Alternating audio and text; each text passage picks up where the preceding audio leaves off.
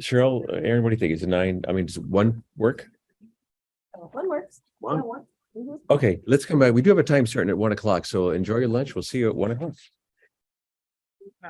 Would anyone,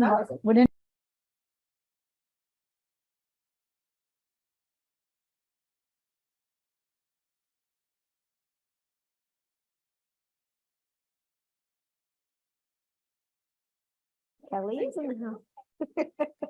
All right, let's go ahead and reconvene. Episode. If I could ask all of our committee members to turn on their cameras.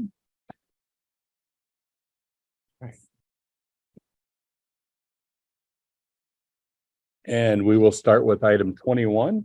As a report of the accreditation team to Brentwood Union School District. Consultants Francis Keller and Karen Sacramento will present this item. They are joined virtually by team lead Julie Sheldon and institutional representative Emily Richards, induction coordinator. Does anyone need to recuse on this item? Okay, Ms. Keller, will you begin, please? Thank you. Good afternoon, committee members. As one of the 2 state consultants to the visit, it is my sincere pleasure to present the report from the Brentwood Union School District Teacher Induction Program site visit that was conducted on April 17th through the 19th. We were pleased to be able to conduct this site visit in person after the past few years in the virtual space. The protocols for this visit were all in accordance with normal procedures for a site visit and took into consideration the use of Zoom's video conferencing format for just a few or a couple of interviews where participants were best able to join. The site visit went very smoothly as a result. Thank you to Brentwood Union School District representatives for all the work done in preparation for this visit and for being so proactive and positive throughout the process in the months leading up to it. I would also like to acknowledge the unparalleled program leadership team led by Emily Richards with the support of Michael Bowen, Director of Curriculum and Instruction, and under the leadership of Superintendent Dana Eaton. This is an amazing group of leaders and educators who bring their unwavering commitment to the teachers and students of Brentwood and the broader program consortium for teacher induction. It is truly inspiring. Julie will speak more to this, but I will say I have never been more encouraged and impressed by a team offering the level of support and mentoring to early career teachers, as was evidenced in Brentwood. I would also like to acknowledge the wonderful work and collegial collaboration of the site visit team members, Janice Wilson and Barbara Howard, as well as team lead Julie Sheldon. The site team's deep knowledge of accreditation and new teacher induction support, combined with their understanding of educator development and quality mentoring, is a tremendous asset, making it a joy to learn with and from them all. I extend deep appreciation to Julie for her exemplary leadership on this visit. And now I will turn it over to Julie to report on the visit and the findings.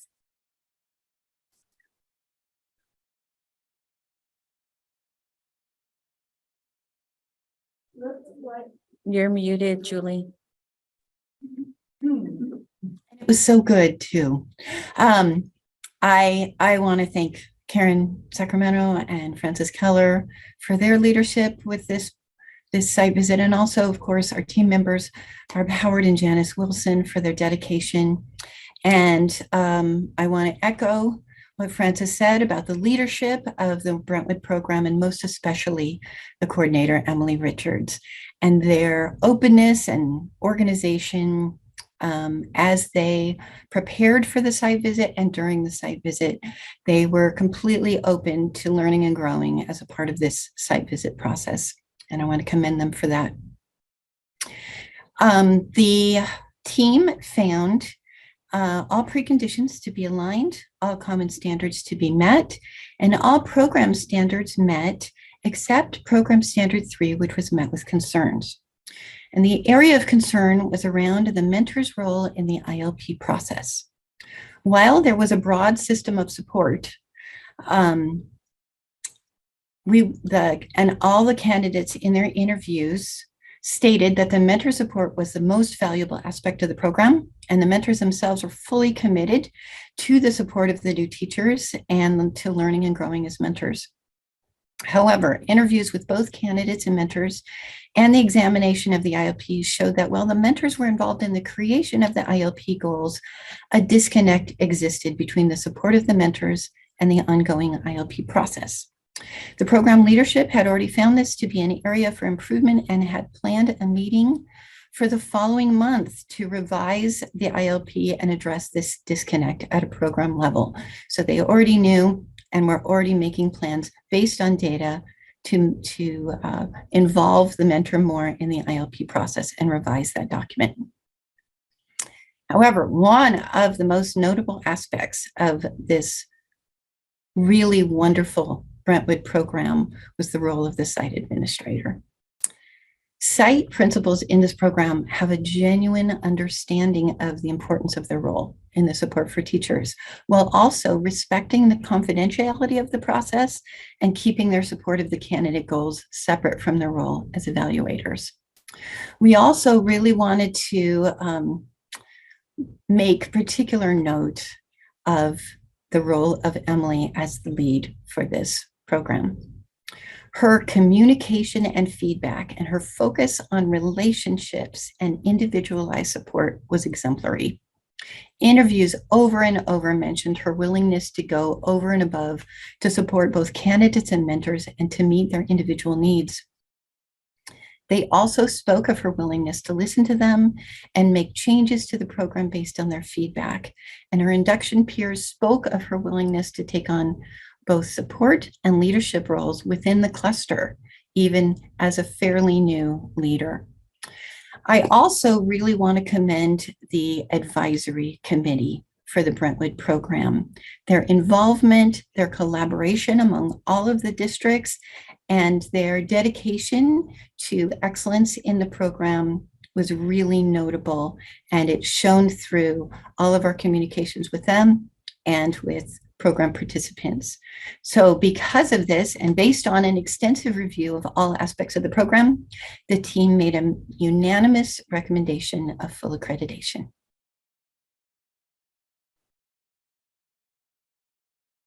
Thank you. This mute thing keeps getting me as well. Thank you, Ms. Sheldon.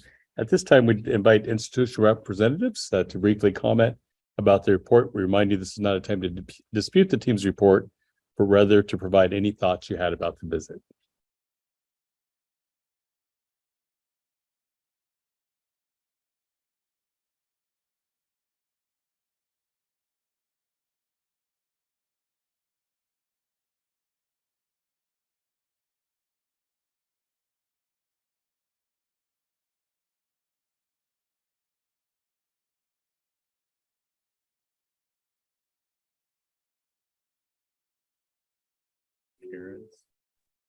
Hello? Karen, are you set up? You could do it through Karen's. Mine Oh, won't do. okay, perfect. Oh, great. Yeah. Thank you. Now it looks like we're working. Sorry. Go about ahead. that. And thank you. So I want to first, thank Karen and Francis for their work as we prepared for the 12 months leading up to the visit. I'm ending my 4th year of being an induction coordinator. So I came on the fall of 2019. I'm thinking, okay, we're in year 3. This is going to be easy. I don't have to do, preconditions. I've got a while till my site visit. Great. I'll figure all this out. And then, as we all know, right, in March, the world made a sharp left turn, and all of us in the world of education got to turn with that. And so I felt like my sort of easy onboarding then became like the rest of us had scrambled to how do we support new teachers and teacher prep programs and induction programs through these really unparalleled experiences. And so while I have sat as a member of a team, I never, had been on an in-person interview as a member of a team before, nor have I ever gone through site visit review myself previously. So first of all, to Karen and Francis, just, the immense amount of support on, everything of, okay, I get hotel rooms and what does that look like? And okay, they're going to be here and what does the team need? In addition to, how do I set up scheduling and how do I make sure documents are there? So thank you for that.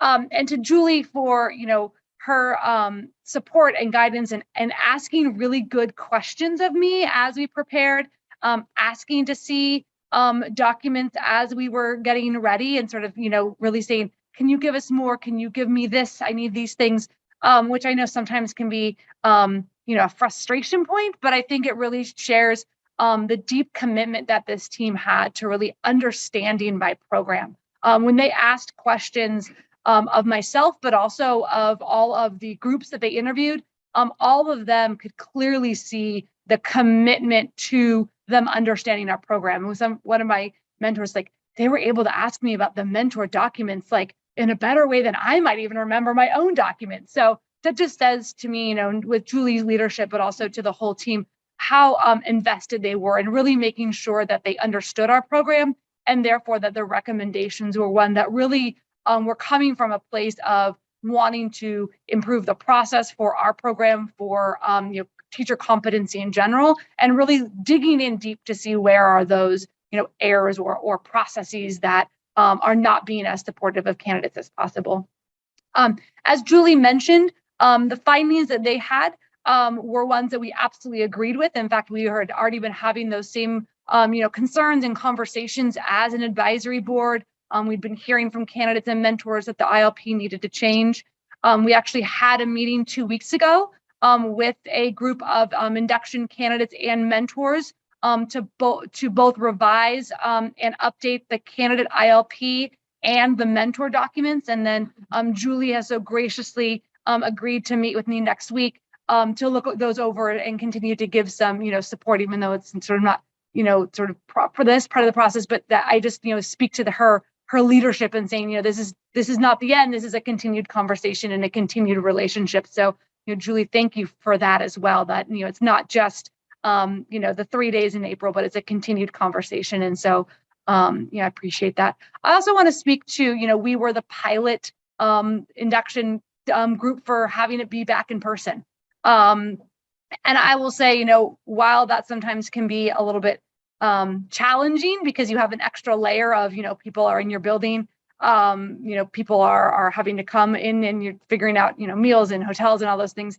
I think that our team that came to visit us would not have understood who Brentwood is and how East Contra Costa County in the fabric of not only our schools, but in the fabric of our towns, has built education as a foundational practice. And so I'm really excited to hear that in-person program review will be back for induction, because I think there's something that you don't really understand about a program if you don't get to go, as they say, right, walk a mile in another man's shoes. And then when they got to be there and meet our people and sit in our district office, I think they really understood both of our successes and also the places that we want to grow, and they really could see that. And so I just appreciate. I know that makes all the moving pieces for all of you all as you're organizing those things on the back end more challenging.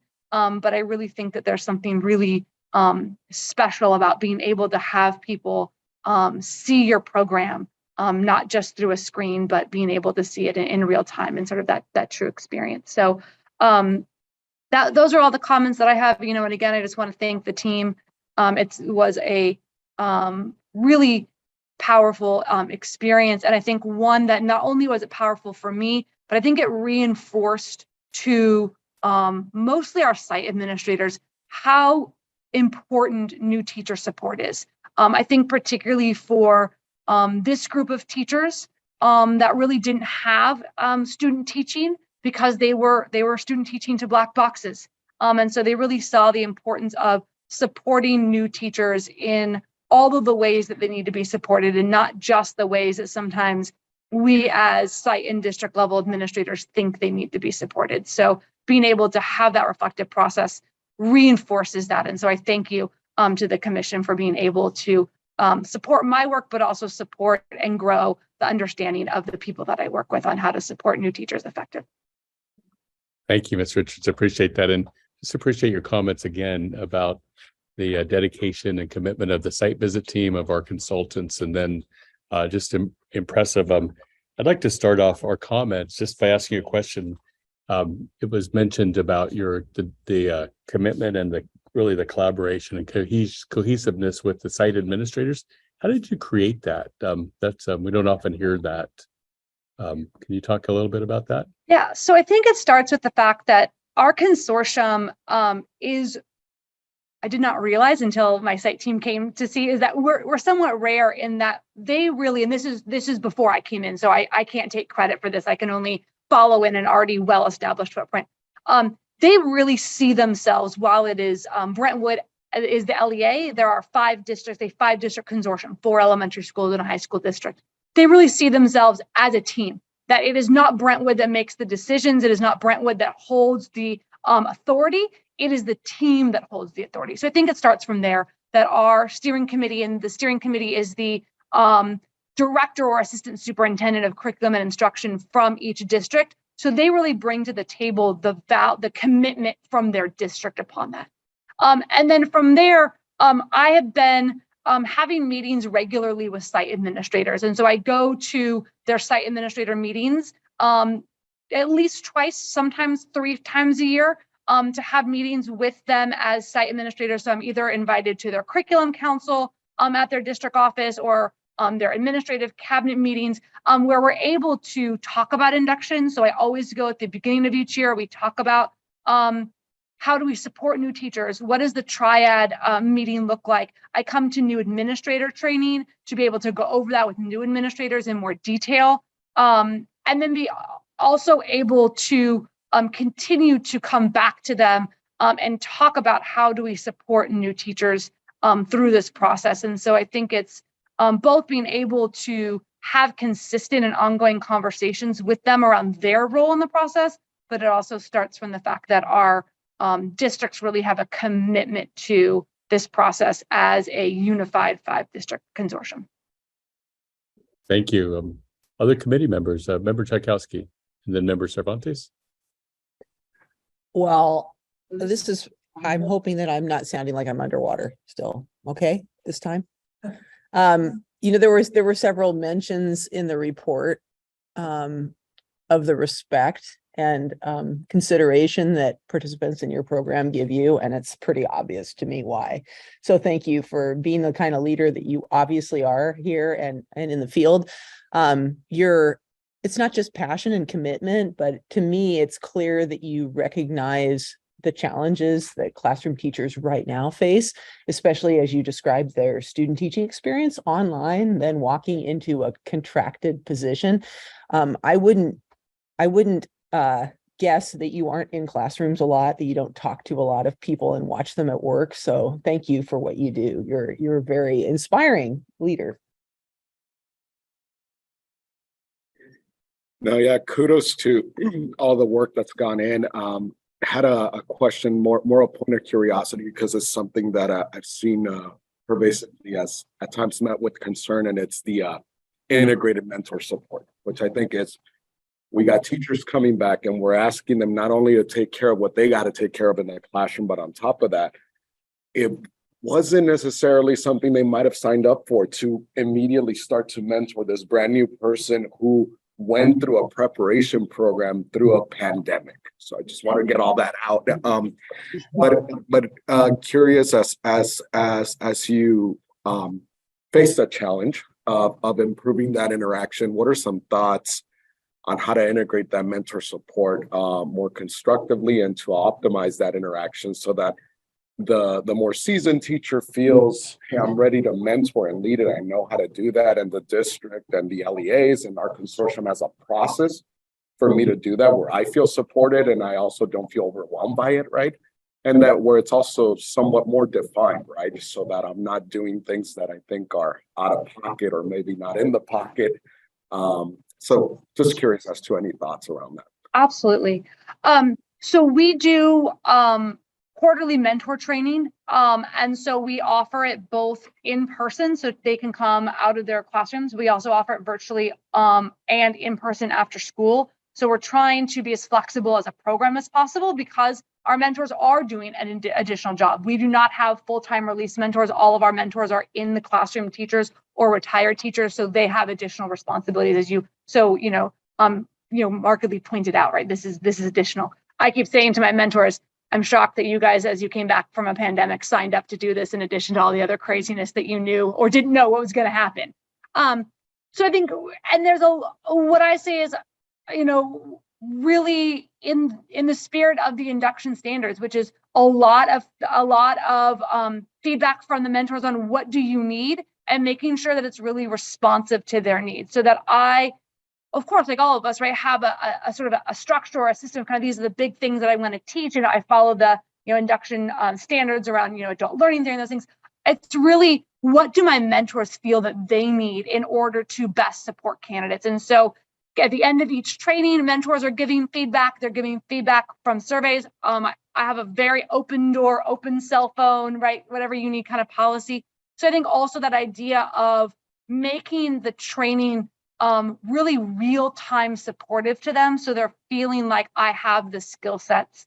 I always say, to them, just like our new teachers don't know everything in the beginning, right? You don't know everything either, and that's totally fine. And so also that space of, we're not here to be right, we're here to get it right, and we're here to work and move forward. And I really talk with mentors a lot about how valuable that is to model to their candidates, because I think sometimes new teachers feel like my job is to figure out how to be a good teacher, and then someday I'm going to put that bow on that box, put it up on the shelf, and say, done, I've learned how to be a good teacher. But as we all know in this room, right, being a good teacher is an ever evolving process based upon the young people that are in front of you that year. And yes, you gain skill sets as you go on, but you're never arrived. You've never done something. And so I think there's a ton of modeling that mentors get to provide on, how do I learn to do something new? How do I get to be a learner alongside your practice and help you walk the path that you want, as opposed to disseminating information? And I think it helps them feel like then they don't need to have all of the answers, because they don't have to get it right. And Any other members, committee members? Okay, this is an action item. Do I have a motion? Member Cervantes? Motion to accept the findings of the accreditation visit and to grant a recommendation of accreditation for Brentwood Union School District. And do I have a second? Member Hollis? Okay, all those in favor say aye. Aye. All those opposed say no. Okay, congratulations, motions carries, and thanks for being with us in person. Yeah, thank you. And thank you very much to Ms. Keller and Ms. Sacramento. Appreciate you being here as well. Okay, now we'll move on to item 22, the discussion of the 7th year report from William S. Hart Union High School District. Consultant Gay Roby will present this item. She is joined by institutional representative Erin Davis, induction program director. And welcome back, Ms. Roby. Will you begin? You're on mute. Thank you. Try to keep that noise level down. Hope you all had a good lunch, and thank you for having me back this afternoon. The William S. Hart Union High School District held their regularly scheduled accreditation visit in March of 2022, and the report was heard at this meeting a year ago. All of the common standards and the program standards for their teacher induction and clear administrative services credentialing program were met. However, the report did note that the candidates expressed a confusion regarding the work that they were doing for which program. The district has a very robust PAR program that almost 100% of their workforce is introduced into the district with. And if they also were in induction, they were very unclear as to which piece of work was being done for which program. So ultimately, the COA assigned the status of accreditation, but asked for a 7th year report, and then asked the district to go back and look at the practices and develop some processes and protocols that would inform people about the differences between the two programs. So they have taken a year to improve their practices. They submitted a report to us in May, and that report is attached to the agenda item. They have a chart that shows their activities and when they had done them. You'll see they started work in August and they didn't finish up until this month. They're still working on it. So things that they did, and the evidence is included there as well, is they have integrated a slide into their already existing induction orientation that expressly addresses what is for PAR, what is for induction. Secondly, they have a newsletter about all of their enhancements and support programs. Each of the programs has a section in there, so they have used the PAR section and the induction section as a way of reminding them what they are doing for which program and notifying them once again. So I told them originally, now they're telling them monthly. They have a new hire recruitment fair in February. And so they took along information about the PAR program and who would be entering PAR, as well as the eligibility features for the induction program, and help them distinguish between one program or two programs for each of their potential hires. At the end of this school year, after they have done those new policies and procedures, they did a survey of the induction candidates, and they were asked if they were enrolled in both programs, how clear were they on understanding the two? And they found out that of the 79 surveyed, there were only 4 who were confused, said they were somewhat confused. And they found out 2 of them were confused because they weren't even in the PAR program. So that means only 2 people out of the 79 folks who were surveyed found some confusion, somewhat unclear. So, and then they say in bold that their goal for next year is to ensure that all candidates understand the differences, either moderately or in one of the better or higher categories. And then finally, this month, they will see their mentor training begin. And so they have also included a section in their mentor training to help their mentors understand the differences, and hopefully in their interactions, a monthly, weekly, whatever their schedules are, with the induction teachers, that they will address those as well. So the staff recommendation that the COA discuss and accept the 7th year report content from the William S. Hart Union High School District. Thank you, Ms. Roby. Mr. Davies, or Davis, I'm sorry, would you like to comment? Yeah, absolutely. Yeah, we actually just finished on Tuesday our 2-day new mentor orientation, where we did discuss the difference between PAR and induction. And I just wanted to say thank you to the COA for this opportunity as well. And primarily because I understand from the COA perspective, PAR is a local program for the Hart district. But what I did is I took an opportunity to poll our candidates that are solely in PAR to also make some positive change in the PAR program itself. So it was more than just trying to clarify the differences between PAR and induction, but also how could we use this as an opportunity to improve our PAR program. And the one thing I just wanted to say that ultimately when we polled our PAR candidates, 95% of them said they had a very positive experience in PAR. 96% of them said that PAR supported their forward growth in their practice to a great extent. And 94% said that PAR supported their emotional well-being in that first year. But even at that, I think the part that we really looked for as a program were what were some of the changes we can really make, though, to help improve that PAR experience.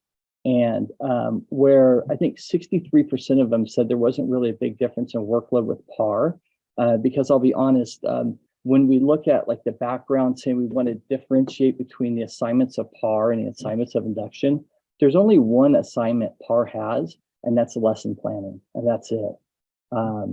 And so when we looked at the data, majority of our PAR candidates said that it was the daily lesson plans when they first start that was just really making them overwhelmed. So when we started this last August, we actually removed that component from it. And they just started with weekly lesson plans, and that was it. And so that seemed to have diminished part of that workload component of it. So, and that's why I just want to say thank you with it, because yeah, I mean, we were able to communicate the differences between the two, but it also gave us an opportunity to, from a local perspective, to make positive changes in our PAR program to reduce that workload on our candidates. So it was primarily really just a support-based program. So thank you. Thank you, Mr. Davis. Appreciate that. Do we have any questions or comments from committee members? Member Tchaikovsky. Yeah, so thank you for being here and participating in this conversation. I think that the issues raised at Hart are not unique to your school.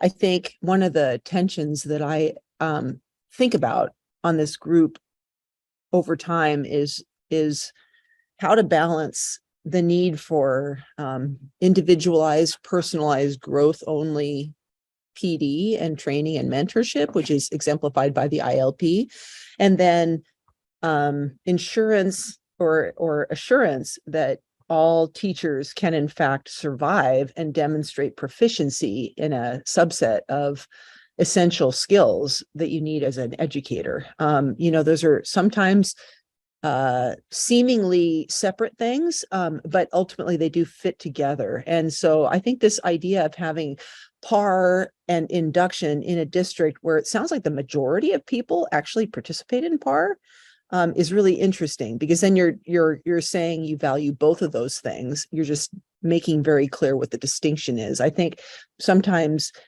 school districts attempt to use induction as a way to both nurture individual growth and assure compliance with a common standard, or proficiency at a certain level. And it's hard to kind of negotiate both those things. So just for my own understanding, would you say the majority of your first and second year teachers are in fact enrolled in your PAR program, or is that intended to be an intervention for people who have demonstrated a need for support? Because I think that's how PAR is usually perceived. Yeah, so our district, and that's a great question. Our district is actually very unique, I think, in the sense of how we implement PAR, in the sense that for our HDTA local union contract, any new teacher that has 3 or fewer years experience is enrolled in PAR.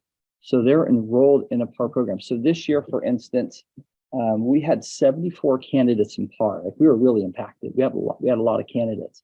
And I would say, looking at the data, talking to our credential analyst, that's probably about almost 68% of all the new hires that our district hired this year participated in the PAR program. And so absolutely, it is a finance. And I'll tell you, we've had this relationship between PAR induction for over 20 years. I mean, I was a product of PAR 17 years ago, and I remember going through that process as well. But I think the important thing is that that we really made sure that we communicated with candidates that PAR is really a support program. And so when you're enrolled, and if you're enrolled in both, PAR is really support. There's no extra work involved in PAR. It's just support. But we do have to honor that if it's within your first 3 years, you're enrolled in PAR because it's part of our contract.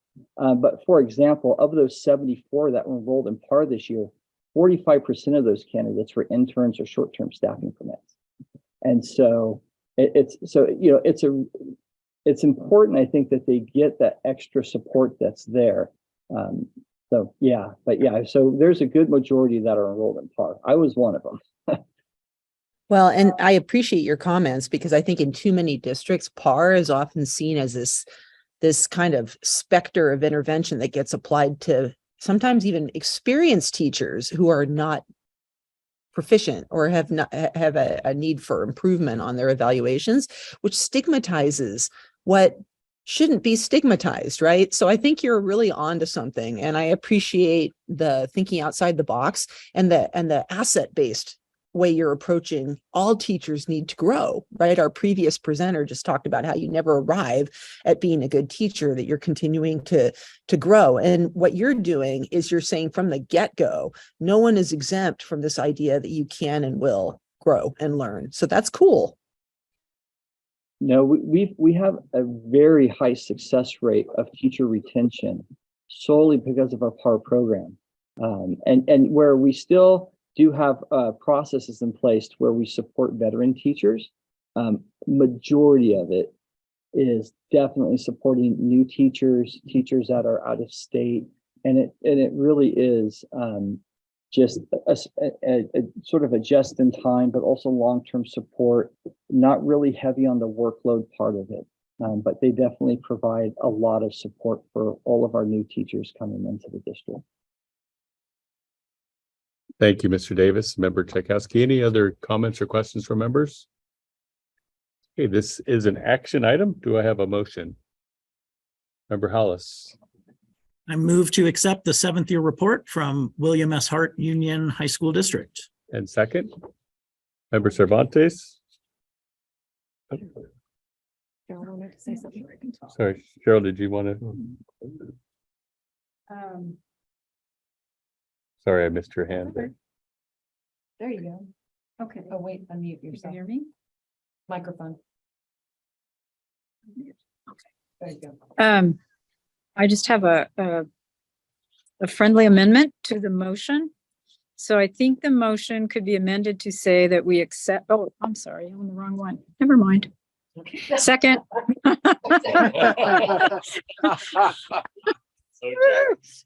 So just a reminder of After the all of motion that. was to accept the 7th year report for William S. Hart Union High School District. And all those in favor say aye. Aye. All those opposed? Okay, motion carries. Thank you, Mr. Davis, and thank you, Ms. Roby. Appreciate you being here. Thank you, everyone. Have a great afternoon. All right, so we'll move on to item 23 is the actions taken to address stipulations from Sacramento City Unified School District. Consult, Who's Kelly? we're good? Okay, we're just getting our tech set up. Consultant Poonam Betty will present this item. She's joined by institutional representatives, Kelly Dunkley, Induction Coordinator, Hillary Harrell, Director of Professional Learning. And are there any recusals? And the answer is yes, I will recuse myself and turn it over to Co-Chair Frelly. Thank you.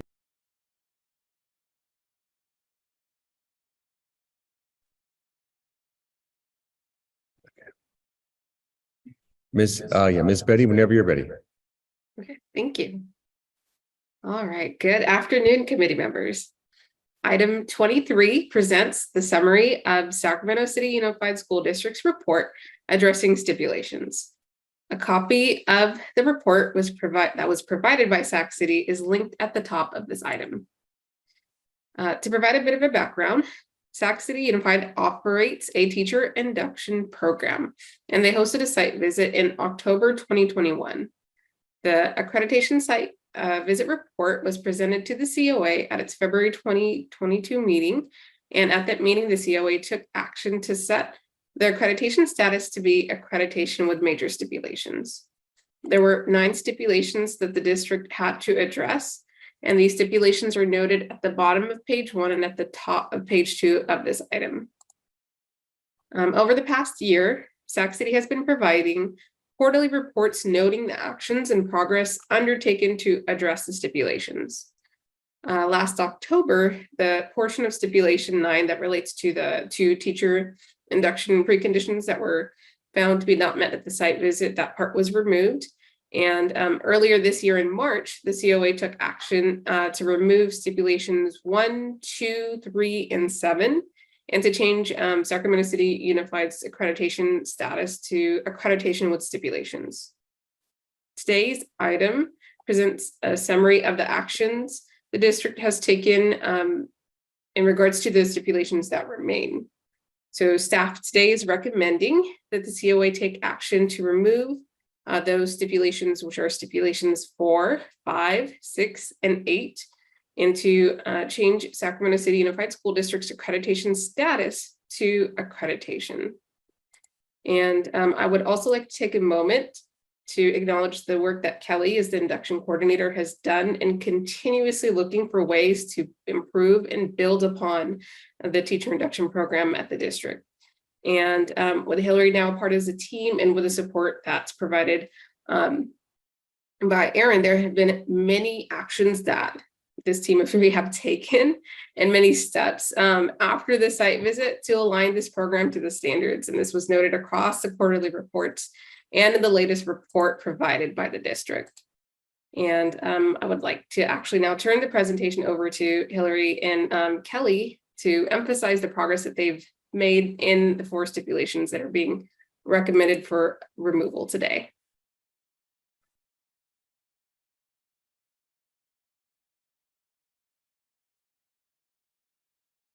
Need help? Just make sure them. Okay, All right. You don't need this one. Okay, good. This one always makes me feel so official. I know. Well, you're welcome to. Yes. It's a problem. Thank you for that. Thank you, Poonam, for your great words and kind words. We really have appreciated your support throughout this whole process. And what I would like to share is just a brief summary of the stipulations that remained in the work that we have done so far to address those stipulations. And we've been working on this all year. I think the most important thing for us to emphasize at this point is that this year we have really looked at the support and the structures that we have for our support providers, particularly in the area of looking, how do we ensure that we are fully measuring and monitoring their effectiveness and bringing them in on that process. Kind of highlighting some of the conversations that happened prior to our presentation. People do not choose to be support providers for the huge stipend that they receive. They do it, and based on our the focus groups that we've held this year and our constant analysis of feedback from our support providers and participating teachers, these individuals have elected to become support providers because they truly care about supporting the next generation of teachers. So the work that Kelly and I have done with Poonam's support has been, how do we make sure that this that the work they're doing is effective in raising up this next generation. So a couple of things that are highlighted in our report is we have established and piloted this year a support provider self-assessment tool, which is has the standards for mentorship embedded in them. And we've worked through that with our current support providers. And then with our planning team and our advisory team, we are now building a PL model for next year that will be rooted in having the support providers complete that self-assessment. We're going to build PL modules around that for them. And then throughout the year, they're going to assess themselves. And then Kelly and I are going to work on our efforts to see them where they are and to really take time to be on school campuses and work with support providers and participating teachers. And the one last thing that I like to add is pulling induction into our program into the overall light and understanding of our district and really engaging our leadership partners in site admin in that process. As a former site leader, I knew that the most important work I did was the foundation I created for our new teachers. And we want to make sure that our administrators in Sac City Unified have a strong understanding of what our induction program is, how we're supporting our new teachers, and the key role that they play in that process. So that is our work going forward. In closing, we spend a lot of time providing support for our participating teachers and new teachers. But in order for that support to be effective, we need to spend as much time making sure the mentors that we have the skill set that they need to be able to do their crucial work. Thank you. Thank you. Would you like to offer any comments at all? Just thank you for the time and the many, we've been here, I think this is 5 times. And so we appreciate the opportunity to reflect and make those improvements and share with you what growth we've made over the past year and a half. Thank you. And it has been nice to see every time you come before the committee, there's something new to share and the development. So thank you so much. And making the large drive from what, maybe a mile away? Couple miles. Okay. All right. Any opportunity for any committee members, any questions, comments you'd like to offer? Member Tchaikovsky. Yeah, thank you for everything. and for helping us understand this process that you're going through. I especially appreciated the many changes that you made regarding how you use the ILP. Obviously, that's the linchpin of this whole thing. And I noticed that you mentioned calibration and identifying exemplars of ILPs. And I would just like to ask you to consider, instead of just exemplars for the ILP as a way to communicate expectations, think about how contrasting good enough ILPs with not yet good enough ILPs might be illustrative. Because if you have a cut point where, then you're not grading, but it's like, this is an ILP that is doing what it needs to do. This is one that doesn't yet do what it needs to do. What's the essential difference there? I think that might be really helpful for your mentors. And you can, remove identifying information off that, but then having conversations, where it's like the old BITSA assessment event, right? 2 stacks and then 4 stacks, and then you really have some graduation of quality, and that then allows you to establish a standard of expectation. Great idea. Thank you. Thank you. Thank you, Member Cervantes. No, kudos on all the work.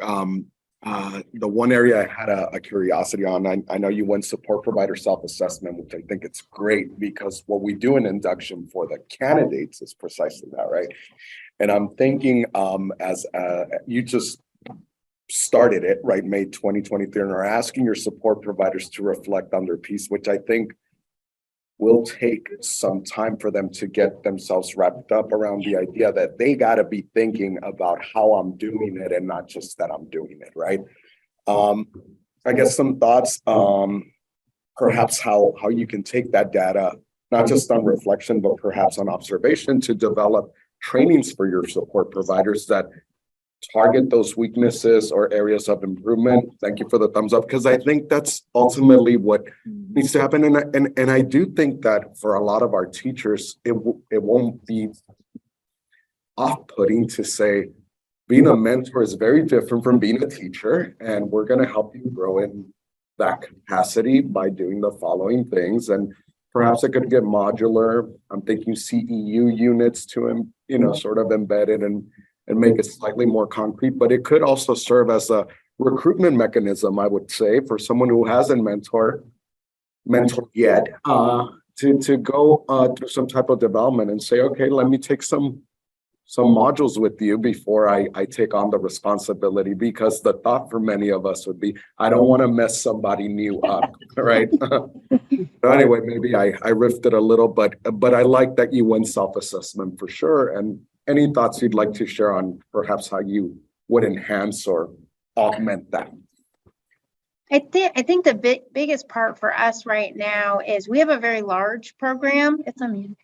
We have a very large program, and there's 2 of us, and for hundreds of teachers. And I think what we would like to start working towards is building a structure where we have support providers who serve as lead support providers.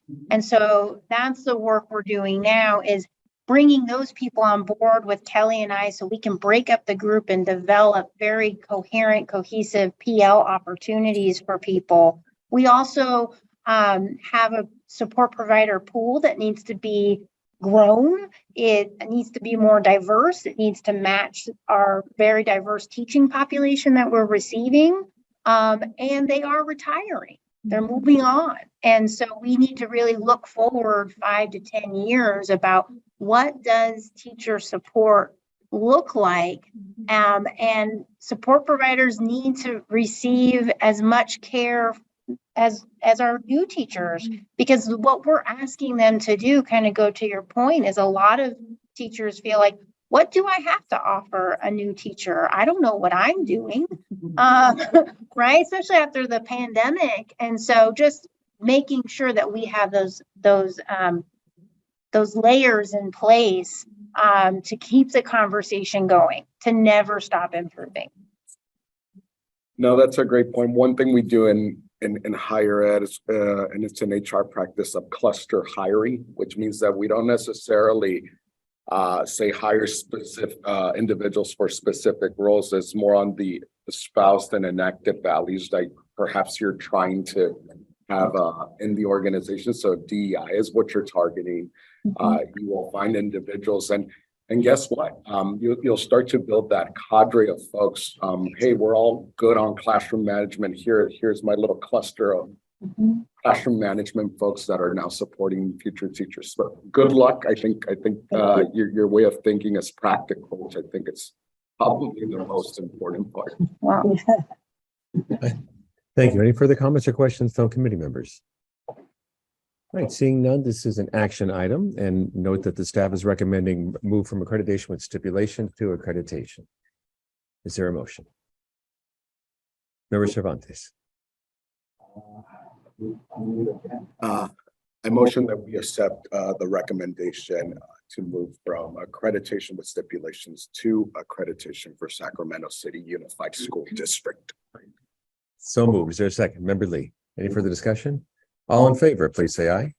Aye. All opposed? Motion carries. Thank you very much, Ms. Stockley and Ms. Harrell. Thank you. Thank you. Come back and visit. And thank you also, Poonam. Thank Ms. Betty. Thank you. Yeah. I don't now turn the meeting back over to Co-Chair Martinez. Okay, moving on to item 24. Is the consideration of requests by Antioch University. Administrator Cheryl Hickey will present this item. She is joined by institutional representatives, Dr. Michael Valdez-Rafanti, Dean of the School of Education, Dr. Chester Haskell, Vice Chancellor of Academic Affairs and University Provost. Are there any recusals? Member Malatayo will recuse. Ms. Hickey, will you begin, please? Yes, absolutely. All right, so this item is an unusual one for you, but and hopefully the written agenda item was clear. You have a policy generally that when an institution withdraws all of its credential programs, we basically close up that program sponsor and that's it. But from time to time, we have in the past had a request to keep the program sponsorship open.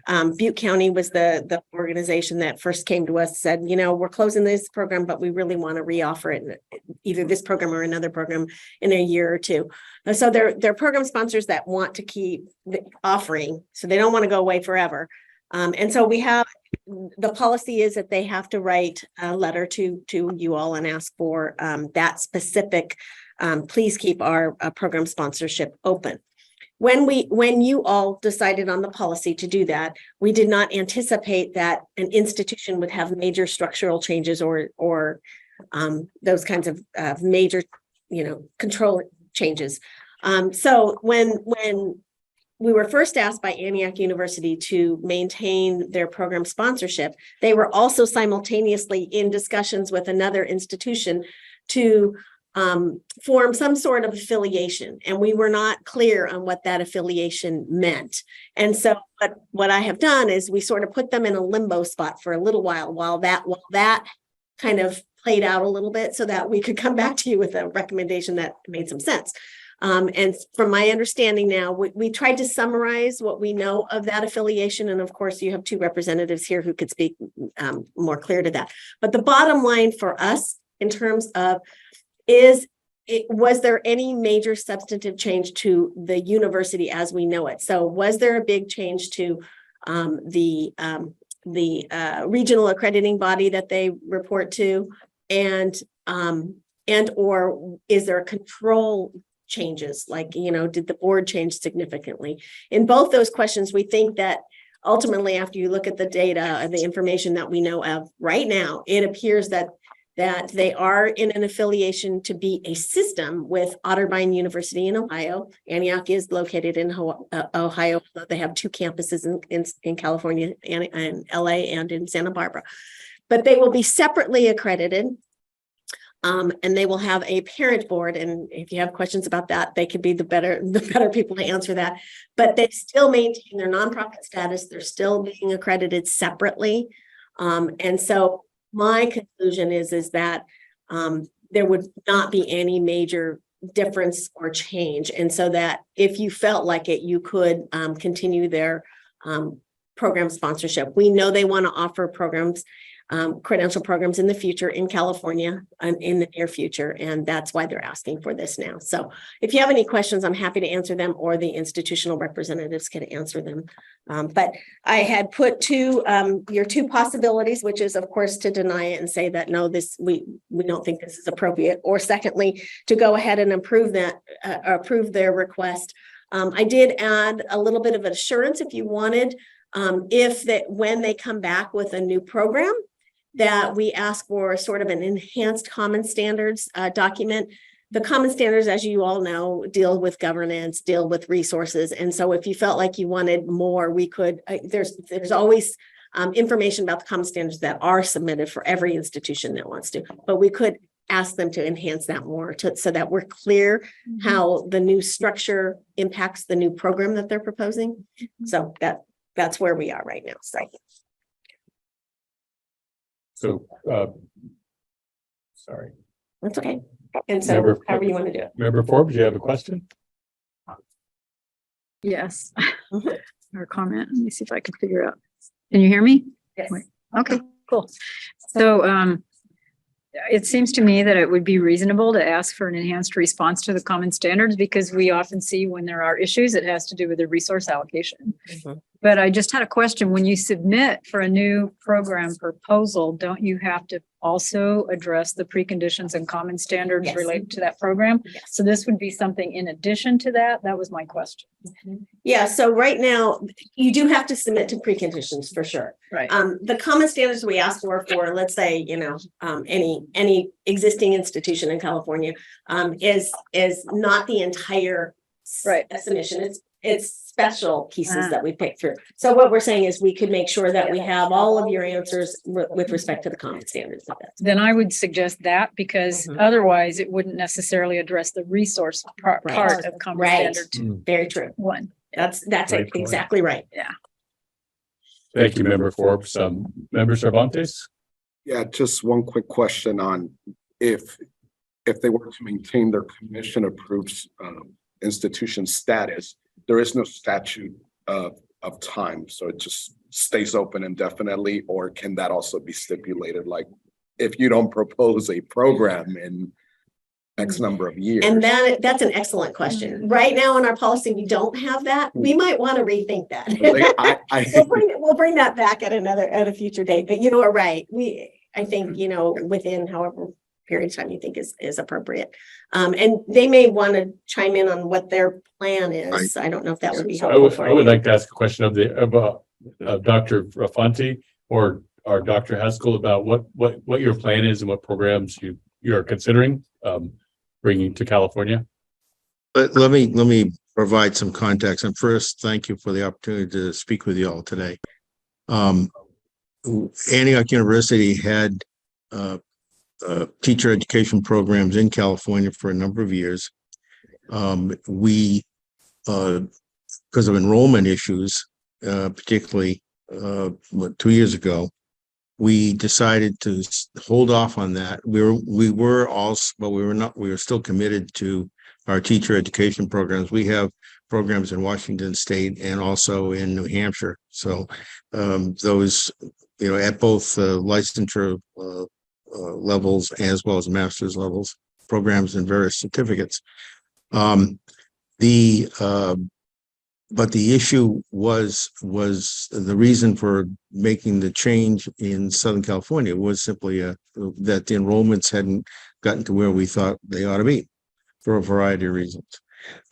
Simultaneously, we, Antioch, were having discussions about, in the longer term, about the need to grow through affiliation. And we went through an elaborate process over 3.5 years of looking at different kinds of institutions, different kinds of models. And we finally have reached an agreement with Audubon University here in Ohio. And I'm actually at the Audubon campus now because we just had the first formal meeting of the new system board. And let me explain that for a second. This is not a merger. It's not an acquisition. It's not a consortium. It is actually an unusual structure. Legally, in a legal sense, Antioch University does not change at all. Antioch, we are in effect, the sole, we're the parent of a company, if you will, of an umbrella of what we hope eventually will be a system of several separate independent institutions. Otterbine's the first.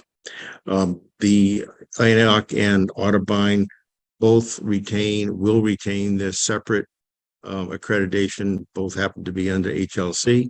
We expect in the future there will be separate accreditations of institutions in other parts of the country. We have received approval to make this.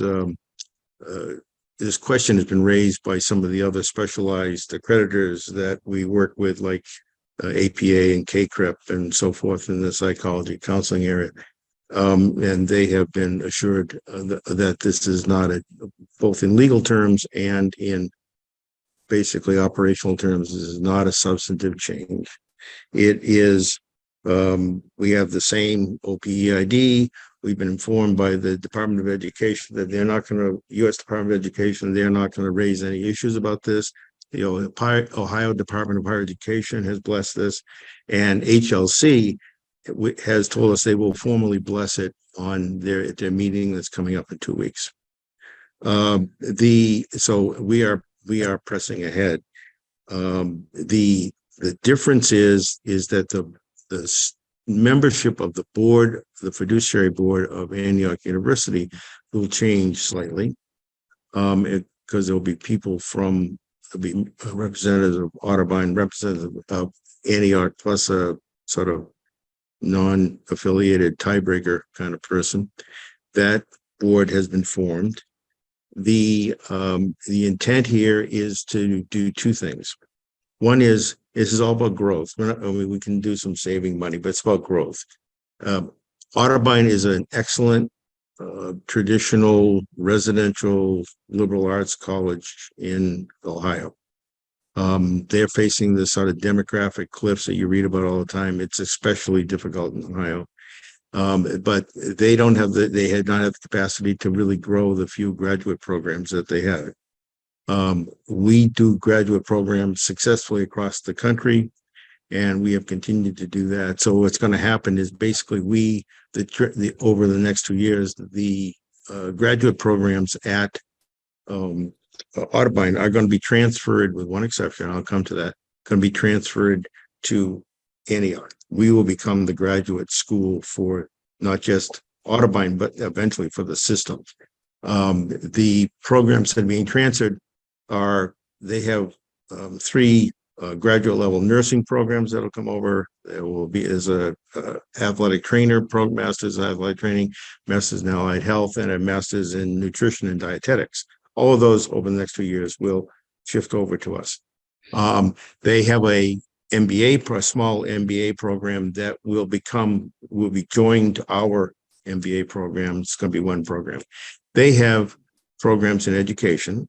Now the teacher licensure programs, because of Ohio licensing requirements, are going to stay put in Ohio, and we don't anticipate taking over their graduate master's education programs. We will use their faculty. They'd be helpful to us. We've been talking about changes in curriculum, but it's not going to make any difference there. So from our perspective, we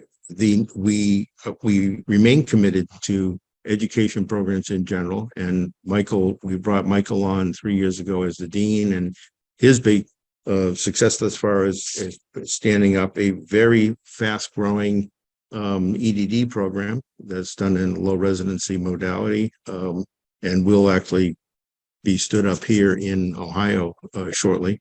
We're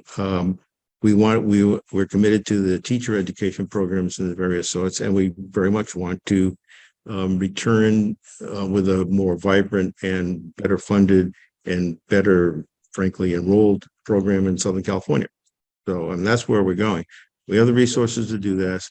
This affiliation gives us, both institutions, additional resources. Otterbine, as part of the deal, has put up a $5 million investment fund that can be used for starting up programs or restarting programs. And if there are some startup costs related to a master's kind of program in Southern California, that's where it'll come from. So we feel very confident that we will do this. It fits with our mission. It fits with our commitment. It fits with our history. After all, Antioch was founded by Horace Mann, or the first president was Horace Mann. And so, it's in our blood.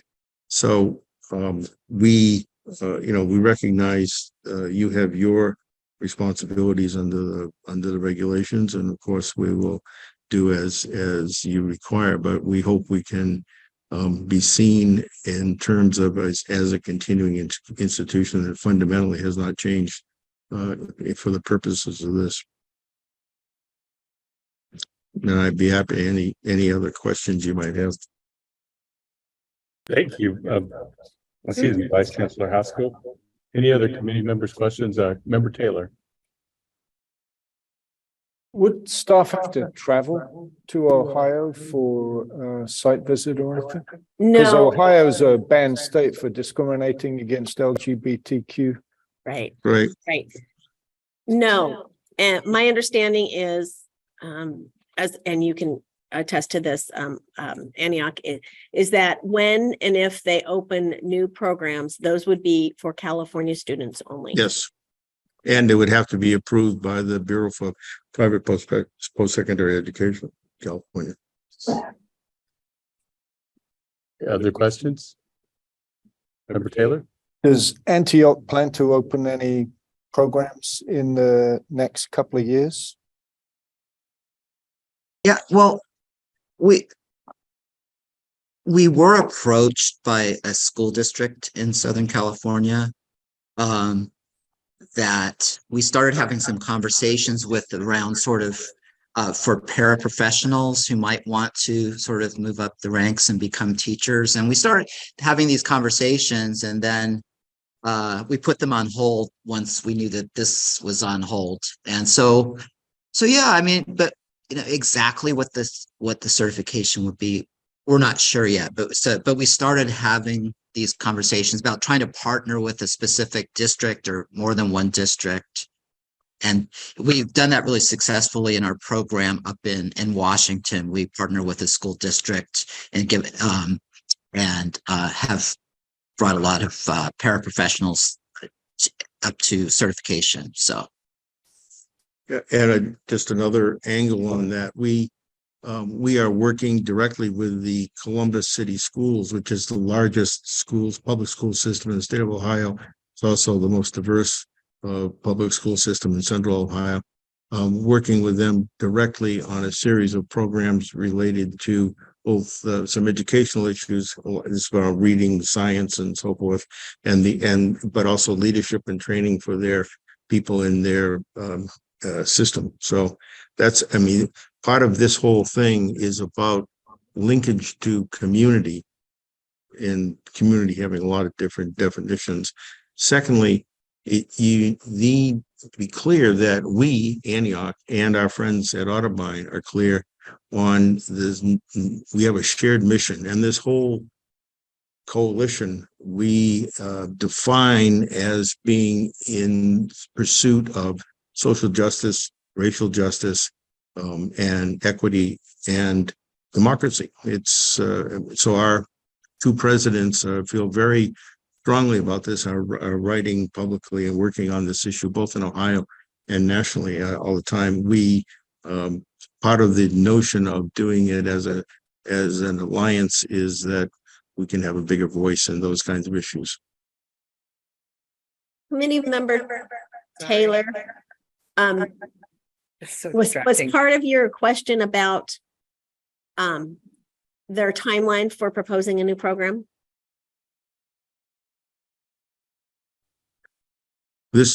Yes. I'm sorry. Well, let me try to. We're not, as Michael's saying, we're not sure about that, but we're not talking 5 years from now either. We would within a reasonable period of time, because it's in our interest and it's in terms of mission interest that we do this as soon as we can. Now that we have, as of June 30th, we will have legally completed all of this with everybody, and the deal will be closed. We can then begin moving in a more definitive way towards that goal. So Member Taylor. In the report, it says a decision will be made about your accreditation June 22nd or June 23rd, I think I read. Shouldn't we delay any? Because if they're not accredited, then We can add that can't to have it our- as a program sponsor. We can make that a requirement, pending that approval from Higher Learning Commission. That's what you're talking We about, should I be believe, clear right, about, Member Taylor? sorry, but we should be clear about what's being accredited, what HLC is doing. Member Cervantes? I don't think this was more a question for our guests, but more a question for CTC. I guess since there is no statute on how long we can keep someone's status open, is there a measure or something that an institution that's not offering programs, maybe this is unique because we've never done this, something that they would have to turn in to maintain their open status or what have you? And I ask that because maybe I'd like to problematize having something open and there being no programs. So it's hard, it'd be hard for me to vote in favor of this without knowing how we're gonna do a checks and balance on them. That's understandable. I might suggest that you put a limited time frame on the motion, on the so motion, that, yeah. that it's for however many, whatever the period of time is. And then if for some reason they have not submitted, then we would have to bring it back to you in order to have a further discussion or something of that. And Erin would like to add to it too. And then I know the institution, I see you, I'm sure that. If the institution chooses to begin offering programs again, they would need to submit those programs through our initial program review process. So IPR. Yeah. One of the steps in IPR is for the institution to submit a letter of intent. So that is the first step. They send us a letter of intent saying, we are going to propose this program. Typically, the letter of intent sits on file for a limited amount of time before we might reach back out and say, we haven't heard from you. We might need you to resubmit the letter depending on, because there are some things in the letter they have to provide to us. So I'm kind of yes-anding Cheryl's response to your question, which is you could put a limited amount of time on it, and you might, the trigger for that might be limited amount of time for them to submit a letter of intent, at least to us, right? If it's not the full program, at least they give us an intent letter, which might say, it might say in 6 months or in a year, we're going to submit, but at least it starts a clock ticking and we start to follow with them. Yeah. Dr. Haskell, thank you. Yeah, 2 points. One is we would have no problem. Thank you. Okay, go ahead. Sorry. First, we would have no problem with the sort of process you're talking about in terms of a sort of time frame, something reasonable, because we have no intention of, I mean, we want to do this. So the question is, if it's, a reasonable period of time with the letter of intent, that's no problem at all. Secondly, I do want to clear up the point about accreditation. What HLC is doing is legally what they're doing is approving Otterbine's change of control, not ours. Antioch stays the same. Antioch is currently fully accredited by HLC. We will go through our regular 10-year review in May, a year from now, but that's a separate process. And we will be accredited. We've been fully accredited since 1927, so it's not going to change.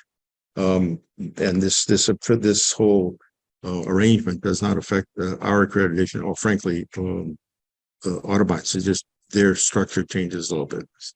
But again, the question of putting in some sort of time constraint on this, I think, is very reasonable. Thank you. Any other questions, comments? Member Cervantes? Last one for CTC.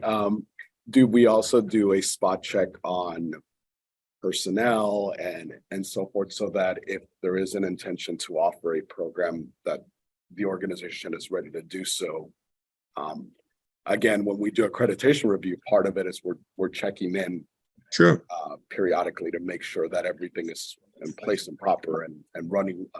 We do that. No, we do that at the time that they submit. So while they're in a status where they're not offering any programs, there's no students, there's nothing for us to There's nothing for us assess. to assess. So, yeah, that is in our purview. I mean, they're offering other programs, but not teacher prep programs. So once they decide they want to offer a teacher prep program, it's fully in our system. We start to look at all the common standards, the preconditions, all of that. So Yeah, my only hesitation again with something open is, well, we have no need for these folks that are doing teacher prep because we have no programs and no students. They're not I would staying relevant with what it would mean to prepare programs. So then you're just gonna offer something. I'd like to make sure the checks and balances there so that the organization is able to adequately offer what it is they're saying they're gonna offer. So those checks and balances are part of the IPR Yeah. process. Okay. And I'm not entirely sure the commission has the authority to be checking in on an institution that isn't offering any programs. I get it. Because that's where our purview kind of lies. Yeah. But there is a lot of evidence provided during the IPR Okay. process. Just checking. Yeah, no, it's a great question. Any other questions or comments? Okay, do I have a motion by a committee member? And we've talked about several things we could consider. So we're voting or to maintain the IAA approval, so initial institutional approval that Antioch had before. We could add, we know that there's the HLC approval for Otterbein as the change of control request that will be approved, but that doesn't change the accreditation status that Antioch already had. We also could add a timeline as member Cervantes suggested, and also an enhanced response to common standards to ensure the resourcing. So with all of that, did I just, do I have a motion? Or can I offer a motion? yes, go ahead. So I would like to offer that we maintain initial institutional approval status pending the Higher Learning Commission approval with enhanced response to common standards to ensure adequate resources are in place. And for a period of For a period of 1 year?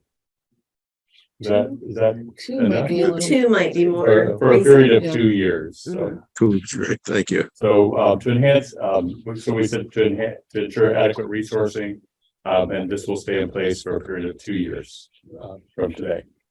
Okay, Okay, so all those in favor? we need a second. Oh, I'm sorry, we need a second. Member Kreischer, thank you. I'm not used to being the motion guy. All right, so we've had a second. All those in favor say aye. Aye. All those opposed? Opposed. Okay, so we have 1 no. Motion carries. Thank you, Dr. Rafanti, Dr. Haskell, and Ms. Hickey. Thank you, appreciate your help. Take care. Thank you. Bye. Oops, I think, sorry. Okay, they left. I'm not fast enough on the speaker thing. Okay, I think we need to go to the. at this time, I'm gonna Chair's report. I'm gonna turn it over back to my co-chair, Mr. Froley, and you're gonna go ahead and Yep, absolutely. I know we'd love to move on hear, to co-chair's report. yeah, if you don't mind. We'd love to hear what everybody else is doing. We are up against the clock and we have a couple who need to be catching a flight soon. So as you know, we have 3 members who are longtime members of the committee who are, this is their last meeting and we're gonna miss them dearly. And what I'd like to do is just speak something about each one of them. Then we have some certificates to present. Donald, this is your 8th year, right? So we kind of experienced almost your whole life. Bob, wait, I'm sorry to interrupt you. Your microphone's not turned on. Oh, I'm so sorry. We need to hear you. Yes. don't expect me to repeat that. We're on item 4 now. We're looking at item 4. We're talking about, we have 3 members of the committee who, unfortunately, kind of bittersweet that they are leaving us. And John Balatayo was the first we talked about. 8 years. We've seen, you got your doctorate, right? You had a kid, a son. Yep, got married. That's right. Yeah, Oh, that's engaged. right. Engaged, got married, got a son, got a doctorate, and did you get a house too? And a house. And a house. Yeah. I think what? Hey, it's a house, right?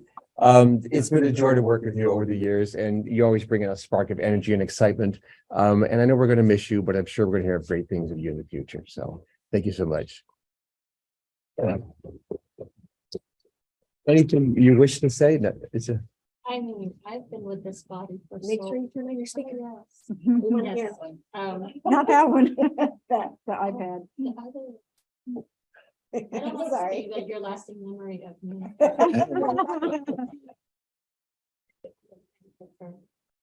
Unmute, unmute. There you go. All right, so I just want to officially thank everyone. I've gone through all of my postdoctoral milestones with you.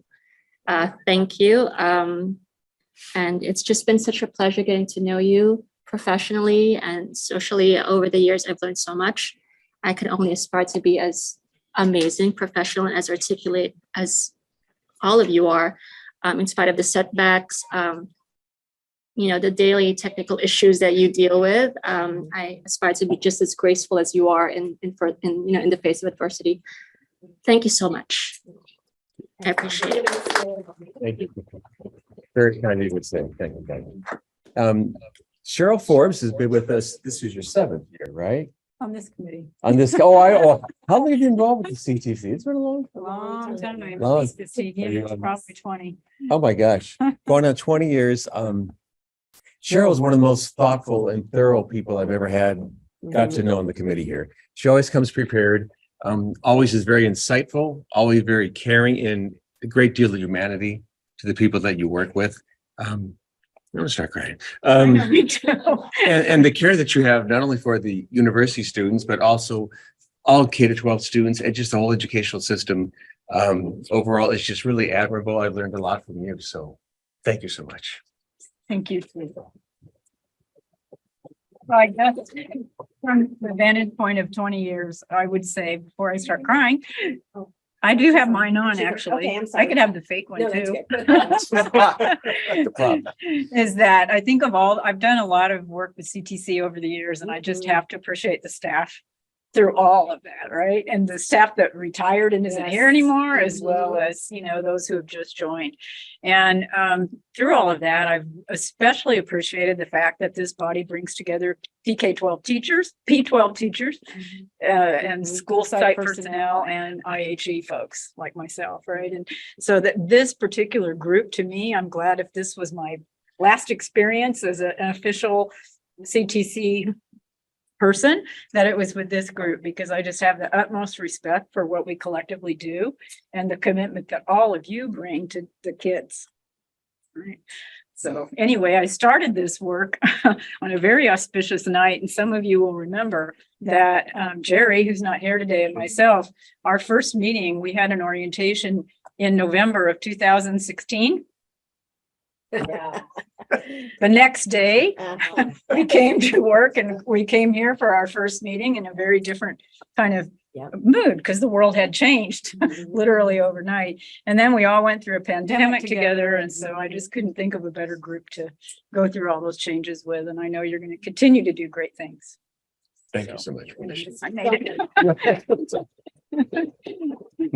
And Marty Martinez is your 4th year. And he's been a fantastic co-chair. A lot of things we do behind the scenes. We'll have regular communications by email, or we'll get together, have a chat with Aaron and with Cheryl. And he, as you can tell by today, he's always taking notes. He's always able to find something that we need to include that wasn't quite brought up. And he's very thorough in the work that he does. And I'm envious because he's retiring. But you live just down the street, so we expect to see you occasion from time to time. Just pop in and make us all feel sad that you're retired. But I'll run by. There you go.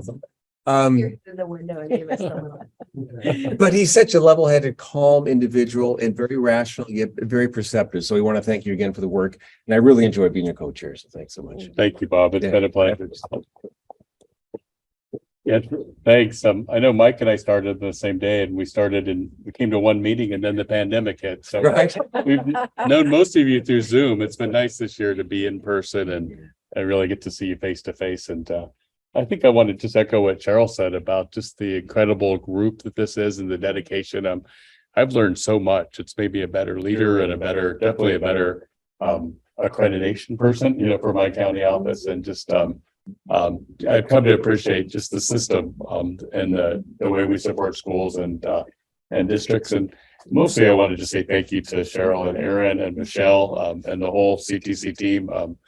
You guys amaze me every day. I always think I'm busy, and then I watch what you do and what you've done. I came in when we were starting to change induction standards like 10 years ago, and it's never stopped. It's just kept going and going, and the system has changed so much, and you guys have done it so gracefully. So thank you very much. So, We're thanks gonna miss everyone. all of you. We have certificates for each of them. Yes. And we know that Can we Mary get a Bixby picture? Sandy, yes, unable to be here, so I can read what the certificate says. It says, in appreciation for your contribution and leadership as a member of the Committee on Accreditation of the Commission on Teacher Credentialing. The California Commission on Teacher Credentialing recognizes your efforts and thanks you for your dedication, commitment, and service. And once again, we thank you all.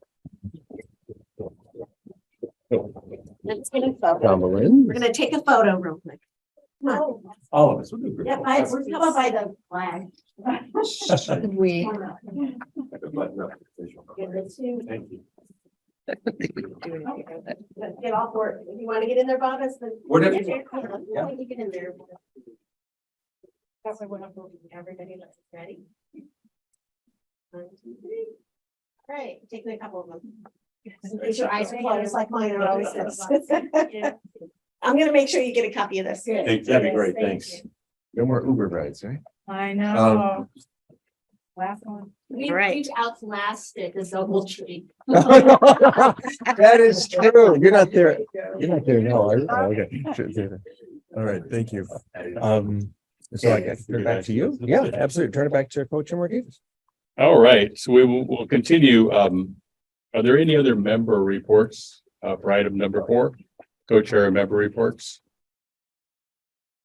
Okay, then we'll move on to item 5, which is staff reports. Do you want to do Before we 5 do or should that- we do the 2 where you Oh, need yes, votes? yes. Okay, let's move on to item 25. then. 25 and 26. Okay. Been one of those days, it's hard to keep track. Mhm. Yes. Okay, item 25 then is the adoption of the 2023 COA meeting dates. And this will, should we move on to item? Maybe. Okay, let's move on. No offense, but you're not gonna be here next year. So you know what? Let's move on to item number. I think I'm fired. No, your vote won't count. No, I'm just joking. Let's move on to item 26, the nomination and election of co-chairs. Administrator Cheryl, if you will introduce this item.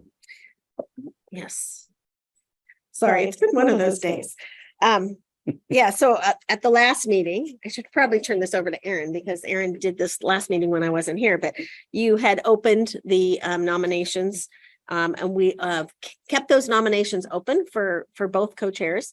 And so at this time, we basically ask for any additional nominations and then we close the nominations and we call for a vote. So I see member Leah. Yes. You don't, okay, Yes, I'm unmuted. I would like to respectfully withdraw my nomination for Okay. the co-chair. So we have a withdrawal of Jason Lee from the K-12 community. He was nominated last time. All right, so do we have any additional nominees? Yes. Okay, so my last motion, All I right. guess. Well, first of all, thank you, Jason, for considering it, and I hope you'll consider it again in the future. But meanwhile, in the whole spirit of TK-12 union with higher ed, I'd like to nominate member Chakowski as the co-chair. All right, so we have a representing TK-12. nomination of, and we have a second by Jason Leah, and a third and a fourth. Okay. So are there any other nominations for the K-12 position? Okay, hearing none, I would like to call for a vote at this time. All those in favor, say aye. Aye. All those opposed? Congratulations. We have a new co-chair. Yes, please. You want to turn on your thing? Turn your microphone. Turn your microphone on.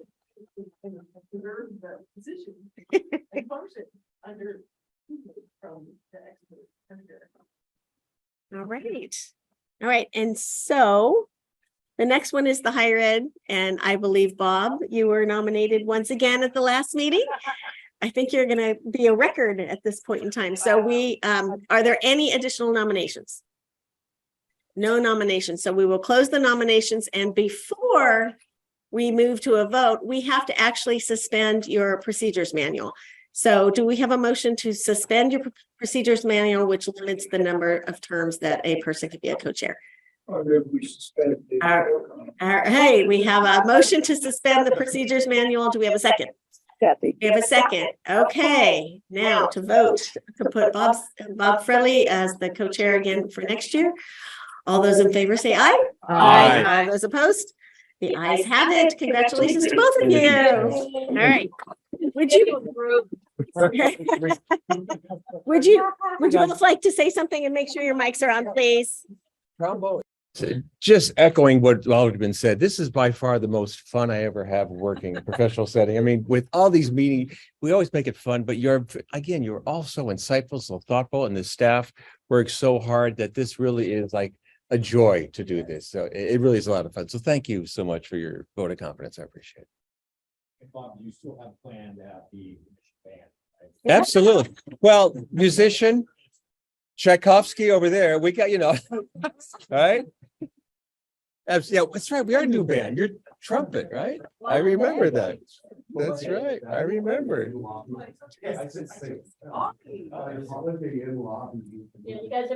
We will do that. We can do that. All right, you guys. All right, we're still in session. And microphones are not being used, Yeah. so the recording is going to be very difficult for them. Sorry. All right. Good. And so before we leave this, would either one of you like to say any additional words? You guys good? I'm good. What about you? Uh, Make sure your mic's on. Oh, you are. I am honored to step forward and learn from people who know a whole lot.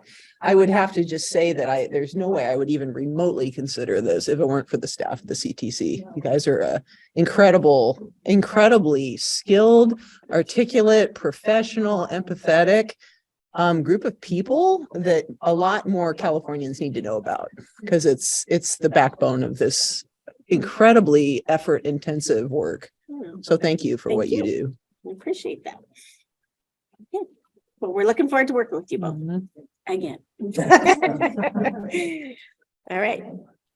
That's that one. Okay, so I'm confused now. Are we moving on to item 25? Whichever. or, 25, because that Okay. or yeah, Yeah. because that's the All right. last action item, I think. Yeah. Yeah. Okay, let's move on to item 25, the adoption of the 2023 COA meeting dates. Analyst Michelle Bernardo will present this item. Ms. Bernardo, will you begin, please? Yes. Oops, Sorry. can you hear me okay? Yeah, hold on. We need. So Great. is there echo? There's an Turn your echo. Speakers on because you're so far away. Oh, There you go. okay. Are you able to come up here? You want me to go to the guest? I think we can hear you now. You can Oh, hear? we can hear you. Okay, Great. so, We're good. okay, so item 25 is the proposed meeting dates for 2024. On page 4 and 5 of the item, we have a few proposed meeting dates. And then the ones that have asterisks next to them are staff dates that the staff are suggest their preference for the staff. So does anyone have any conflicts with the dates, or are those dates okay with you? I mean, So late. for now, since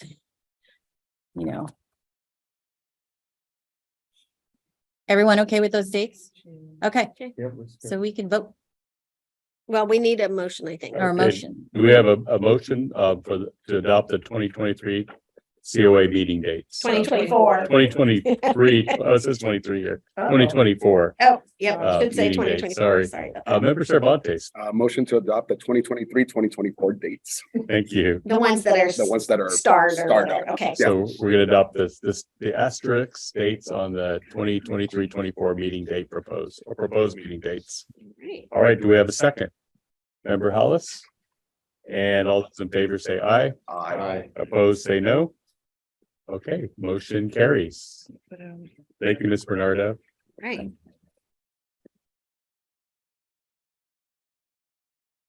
Okay, now I believe we'll move to item number, is it number 4 or 5? Number Staff 5. reports is 5, yeah. Move item number 5, which is staff reports, and we'll turn it over to Ms. Hickey. Yes, and I will be brief. I always say that, I know, but this time I mean it. I just want to mention that the for our next meeting, I'm not exactly sure what the law requires at the moment, because the Bagley-Keene Act was suspended during COVID, and then it was changed a little bit temporarily. That law sunsets June 30th of 2023. And so we're waiting to find out whether it reverts back to the old Bagley-Keene law or if there's another version of it. So just so you know, for August, I'm still kind of in limbo to find out exactly what the laws are about, whether you can participate from afar, not do that. You have to be in, so we'll let you know as soon as we know, and hopefully that'll be before June 30th.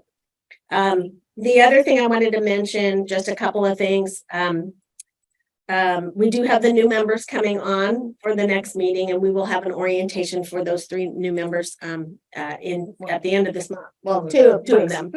That's true. 2 members. Mike, you don't have to do that.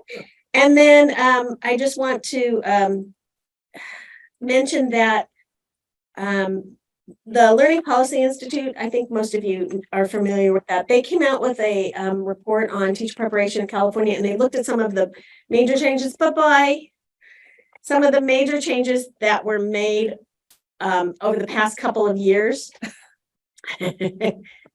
To everybody out in the world, 2 of our members are leaving, and they're two of the ones that are going to be not returning. So LPI had a report, so you may want to read that on teacher preparation.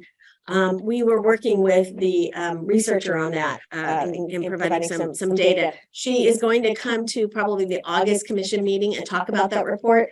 And there's a couple of issues in there that the committee might want to dig into a little bit more. One about the 600-hour requirement. So if you have a chance to read that over the summer, that would be great. If you could read it so that we can come back and talk a little bit more about it. And Erin and I are meeting with her in a couple of weeks to just dig into the data a little bit more. She used our program completer data and some other data. So it's really helpful to be able to dig into our data and have a really good understanding of what might be happening. But it's a very positive report in terms of changes that have been made recently in the past few years. Yes.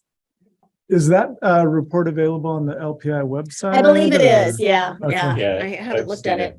Okay. Yeah, it's out now. So that'd be great. And if not, we can send you to the link. And then the only other thing I wanted to mention, I want to give Kara the opportunity to just talk about grants, and Erin and any of the updates on some of where we're at. So Kara, to you. I had to switch computers because my computer just died. Oh. Well, and you've been waiting. It's an electricity issue. I've been here. So we are ending up the fiscal year quite strong. We have 4 more RFAs out and alive. So we have 2 due on June 16th, one for teacher residency capacity building and one for classified grants. So get out there, and those are due next week, I guess. That's the 16th. Crazy. And then we have 1 due June 23rd, which is for the Reading and Literacy Authorization Incentive Grant. So that is one we were able to pull off in the last couple of months, and we're very happy to be offering that particular grant. And the last one is due June 30th, and this is for the statewide Residency Technical Assistance Center. So we're very excited about that, and we're hoping that we are able to select a center that will be providing technical assistance to our teacher residency and our counseling residency programs here in the state of California. And then the only other thing I'm going to say is that the grants team is really excited. We are in the process of creating, with help from our IT department, a grants management system, which means that those of you in the field who know about our infamous spreadsheets for teacher residency, we are streamlining that collection of data. It will be an online system. We're talking about how much we can pre-populate for our grantees. it's going to be revolutionary. And so our friends in the field, we're hoping will have a much better, easier time of not gathering the data, but at least inputting the data into the system, because there's still work to be done in the grantees. So that's it. We're excited. It's quite a process building a whole new management system, but we're very excited about it, and we'll see how we apply it to all of our grants. But we're starting looking at teacher residency. So anyhow, that's it from grants for me. You've been working hard. Yeah. Hey, Erin. I'll keep this brief. So I know there's a lot of folks out there, especially probably folks who are listening in as well, who are anxious about PK3 programs. We do continue to review those programs, as well as the institution's responses to the literacy standard for new proposed programs. Anybody who has proposed a program in the last year, whether it's PK3 or multiple subject or ed specialist, had to respond to the new literacy standard. And we've been working on reviewing that and obviously learning from that process, and hoping to involve some more of our veteran VIR members in that. Currently, we've been having those responses to that standard reviewed by people that were actually on the literacy panel. So that's been a really interesting process, actually, to work with them as they walk through the evidence to try to find how programs are doing this, and kind of getting a flavor for what review of a standard looks like for the people that do that. So that's been really great. We've gotten some good feedback from them. A couple of other things, since I mentioned at the last meeting, at the end of the last meeting, to all of you that we are potentially moving to a new building. We actually have a date now. So we have been told that the move will be May 20th next year, which means the majority of our meetings will still be here in this room, hopefully with improved technology. But yeah, so more to come on that. But that's very exciting to be in a new space with, new equipment, things that are up to date, and it's very sunny and lovely, and it'll be nice. And then finally, watch the budget, not that you're not, but we don't have any information on that now. We might have some information coming forward at the commission meeting. But obviously with a $31 billion deficit, we work for the state of California, and there could be some implications for just state agencies in general, and, operations and things like that. So I'm not saying that we know anything that I can't tell you, just that somebody who's been 22 years in state service, budget deficits, tend to come with some belt tightening.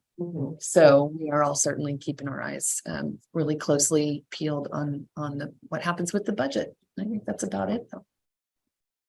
And that said, with the budget, if you listen to Gavin Newsom's May revise, he did make sure that one of his top priorities was to continue the teacher recruitment efforts. Yes. So that's a real positive thing, and that was a real need in California. So it's nice to hear that. So that's our report. Okay, thank you to all staff members and for the reports. Next, we'll move on to item 9. That's item 9 is initial program approval for new program sponsors. There are no program approvals for new program sponsors at this time, which moves us to item number 10, the discussion of institutions not in compliance with accreditation timelines. Analyst Michelle Bernardo will introduce this item.